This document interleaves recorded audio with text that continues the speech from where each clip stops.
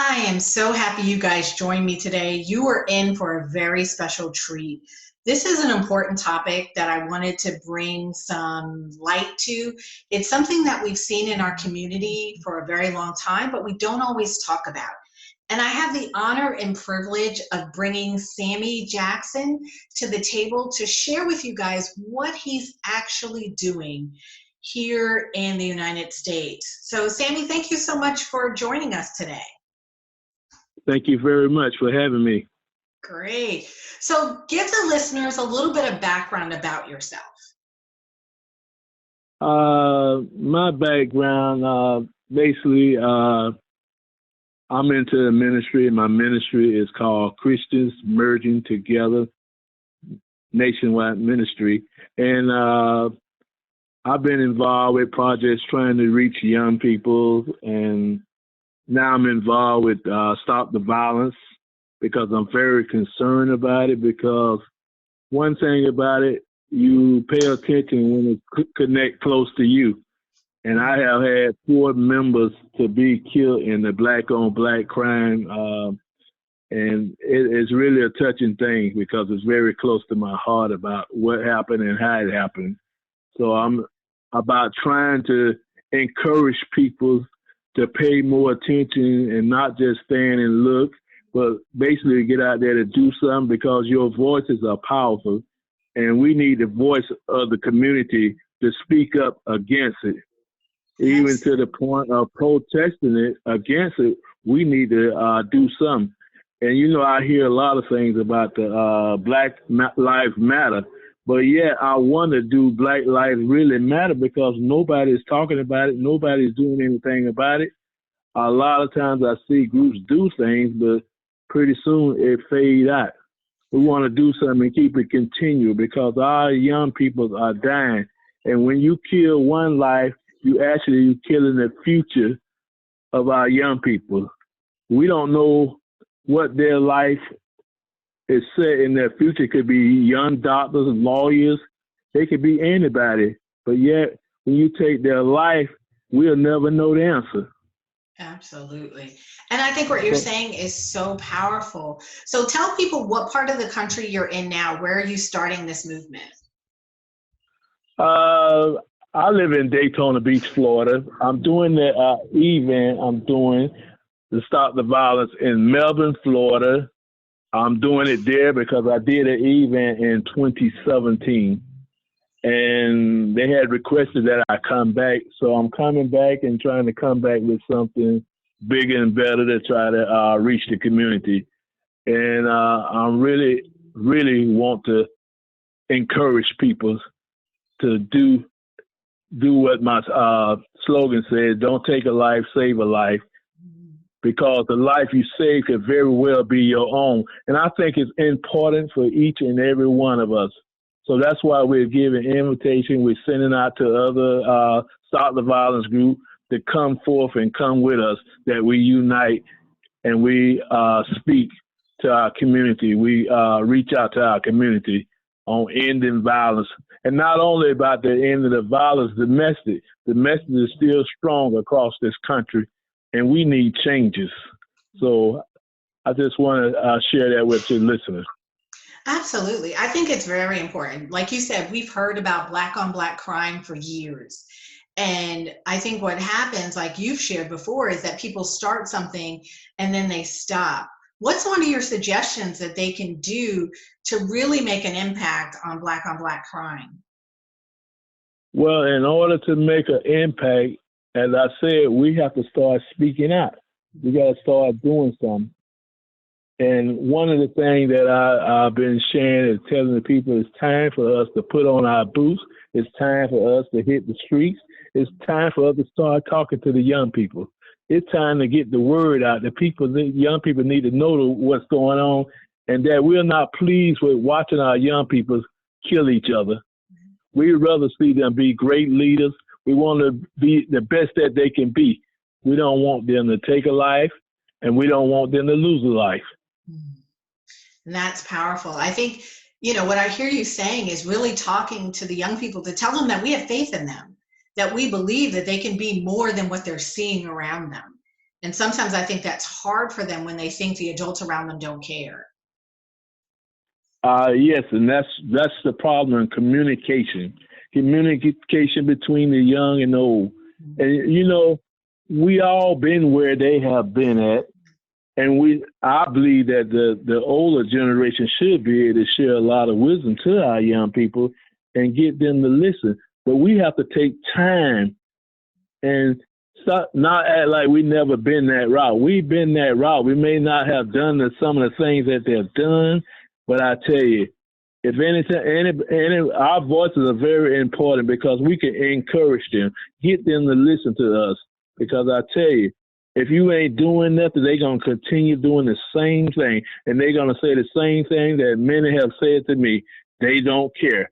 But I want to say we have to care. That's why I tell the churches we got to come outside the walls. We got to get out there and we got to keep on continue talking to our young people that they may see what we're saying and that they will set their life and have a goal and they will do things.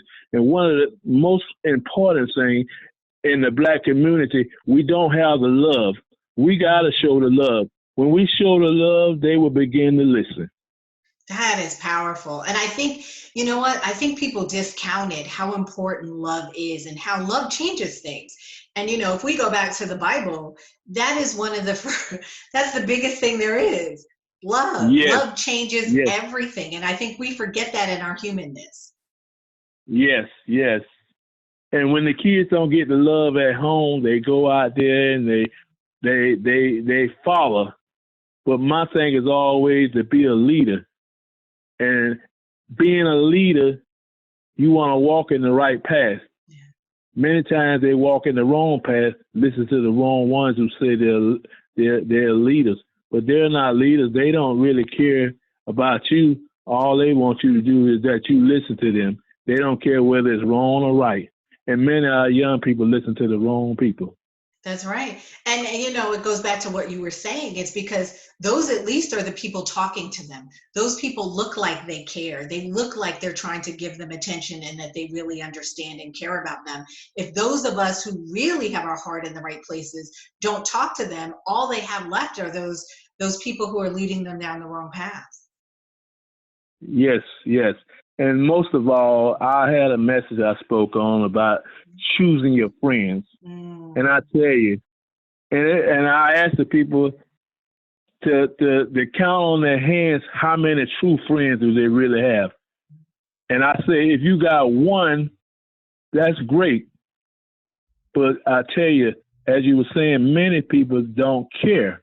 They use you, they abuse you, and yet at the end of the line, when you get in trouble, you can't find those people you call friends. Yeah, that's so true. And we've seen it as adults, like you said, we've seen it over and over again. And we need to be sharing this message with our youth so they don't repeat the mistakes that we've made. Yes, yes. You know. So let me ask you this, Sammy, you talked about community involvement. What would you like to see other communities do? Well, I would really like to see the communities come out and start showing that they care and they love their youth. That's going to be the first thing that we need to do, the first task. Until we realize that we're not going to get anywhere. And if we are not going to come out, if we're going to live in fear, then we can't solve what's going on in our community. And, you know, I look at young people, and many times when I see on the news things that happen, it affects me listening to what happened to somebody's child. And I think that everybody out there should feel the same way. That's why I feel strongly that we, as a community nationwide, need to join together and start reaching out.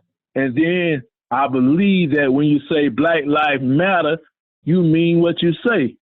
Because if you say that Black Lives Matter, we ought to act like it matters. That's why it's so important for us to save our young people. Now, I was reading some saying like 342,000 uh, regarding the black-on-black crime. People have been killed. And we're talking about way back to maybe 1980 to now. We got people continuing now. Blood is being shed. And the saddest thing, when you see senseless murder, people being killed for no reason, people being killed for the craziest reason you cannot believe. Why would anybody kill anybody over a nickel? Right. Why anybody kill somebody because they won't be your friend? Just crazy things. I've seen where people getting killed for just senseless stuff. You're right. And I think it shows that they're hurting. You know, for people to do things that don't really make a lot of sense, it's not something like your life is being threatened and you go after someone, it says that you're in pain. And I think our youth and our community is out there saying that they're in pain, and we need to take action, like you said, because it's not going to go away. It's not going to disappear. It's going to continue. Yes, and two things I want to wind up and share. Mm-hmm. When did it become so cool to kill somebody? When did it become normal that a person be killed and we consider it to be normal? Somehow I feel it's sad and it's like a disease. We have accepted something that is definitely not right in society. Yeah, we've almost like we don't feel anything anymore. We're numb to it. Like it's just a part of life, like the seasons. And it shouldn't be. It shouldn't be a part of our life for our youth to be dying. That's not how the cycle of life works. No, it's not. But we seem to have adjusted to accepting that for some reason. Yeah, you're right. And that's a very good question. I'd love for the listeners out there to stop and listen and really take account. When did it become okay? When did it become a normal part of the day that you hear about a young person die senselessly at the hands of another young person? When did that become old news or regular? And why did it become old news or regular for you? That's a powerful, powerful question, because I think that question sits at the root of how we change this, because we can't let it be normal anymore. It can't be okay anymore. No, it's not. It shouldn't be. And I was talking to someone. I used to live in Los Angeles, and I remember a lot of the rappers and that they have that sing the songs. But I used to go up in Hollywood when a lot of these rappers were going to do auditions. And I tell you, when they came up with these songs, Hollywood liked this stuff. And so they wind up learn how to make money. They try to make the rapper be hard and the things that they say in their songs. But if you know that some of these rappers, they're nothing like what we hear in their songs. Right. They're playing a role. But the kids don't understand that. They just see it as, oh, this must be their reality. And it's no, they're putting on a performance. That's it. We got a lot of actors out there, and the people don't understand reality.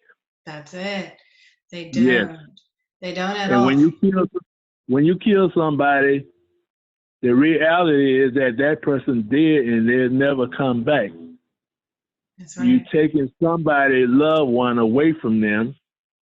And I tell you, young people are so heartless. They don't care. They're not concerned. And it's sad what's going on. They try to portray what they see on TV today. Yeah. And we have to retrain them to say that that's not the norm. That's not how our community was meant to be. We're so much more powerful when we are in a loving space, when we support each other, when we're there for each other, versus when we're fighting against each other. Yes, and it's still there. You know, we have family reunion. We still have that. And I tell you, we need to get back on track. When I think about my ancestors, what they went through and what they had to deal with to for us to be provided, to be our best, but yet our young people throw it away like it's trash. And it makes it seem as though it's in vain what our ancestors done. Our ancestors did so much and a sacrifice to try to make it better because of what we went through. But yet, our young people show that they're not thankful or grateful about what was planted before them. Yeah. And it's our job as the adults to train them, to teach them, because Yes, you don't know your history. You're not born knowing your history. So we as adults, if they don't know it, then we fell short. And I think that's why you're yes, saying we as the community, we as the adults have to go back out. We have to pick up where we messed up, where we forgot to train them, where we forgot to give them their understanding, where we forgot to teach them what our community was really about. It is our jobs to do yes, that. it is. Yes. And one thing I have learned that I learned in coming up, I do have a great grandfather who was inducted into the Alabama Hall of Fame, who done some.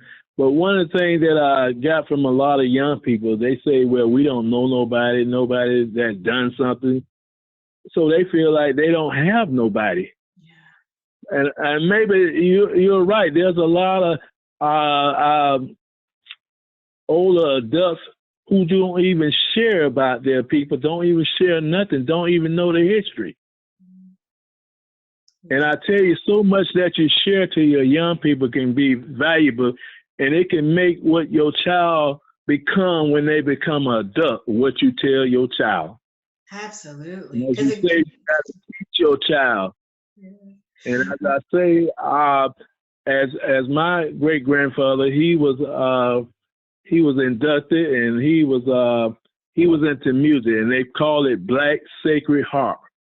And he done a lot of things for us doing the music. He done a lot of things for us trying to establish business, which he done well. And I tell you, we have to make an effort. How would you know what you can be if you never try? Ooh, that's it right there. That's powerful. Our That's young people powerful. don't try. They come to the conclusion that they ain't gonna be nobody because their parents are telling them they ain't gonna be nobody. And I say the parents, stop telling your child what they cannot be. They can be all they can be if you just give them the opportunity. All you got to do is teach them and push them out there and push them in the right direction. That's it. And that's so important. I think that's crucial. That's why that community needs to be out there to teach that youth that we believe in you. We see what's special in you, what God has put in you, so that you can be something amazing. Yes. And I believe that the community can catch the fallen child. Yeah. And that's what we community need to get out there and catch the fallen child. Absolutely. That's wonderful. So Sammy, let people know, how can they find out more about your event and things that you're doing? How can they contact you? They can contact me through my website, which is www.cmtmfoundation.org. They can call me at 386-220-5395. And my mailing address would be P.O. Box 10782, Daytona Beach, Florida, zip code 32120. And I'm involved, also very involved in the domestic violence. I got some that I want to do. We just started talking about it, so I can't say too much about it, but it's something that I was going to be pushing through Washington, D.C. I'm trying to take domestic violence to another level. Absolutely. And that is wonderful. So here's Yes. what you guys need to hear is that Sammy Jackson is asking for community support all over the United States for people to get involved in their community, to help out the youth, but to stop violence all over. Any type of black on black crime, whether it's teenage or youth or domestic violence, we need to stop it. We really need to push to save people's lives, and that's going to take community involvement. So I hope you guys will heed what Sammy has said. You will get in contact with him so that you can bring these services, these community events to your area, because we need this to be worldwide. We really, really do. And is there any Yeah. closing thoughts you would like to say, Sammy? Well, I like to share what the most important part is that I'm going to be doing the event in Melbourne, Florida. We're going to do it on May the 30th. It's going to be 3 p.m. to 7 p.m. And one of the things that's important that I do have some groups who have told me in other areas that they're going to try to do an event to reach the young people, and they're going to do it on the same day. So they're trying to support it, and they like it. They want to do something in their community. Excellent, excellent. So if you guys are interested in doing an event the same day, May 30th, please contact Sammy so you guys can coordinate that so it can be a definitely nationwide events that are happening. And I want to say thank you so much, Sammy, for taking your time and your dedication to our community and helping change what our community looks like. Because this is powerful. This is how we really build our future. This is how we sustain ourselves in our community, by helping our youth. So thank you so much for Yes. dedicating your time for this. Thank you so much, and I appreciate your time and being able to spread the word. No problem. All right, guys, you have heard it here first. Definitely contact Sammy Jackson, and we will see you next time. Take care. Bye for now.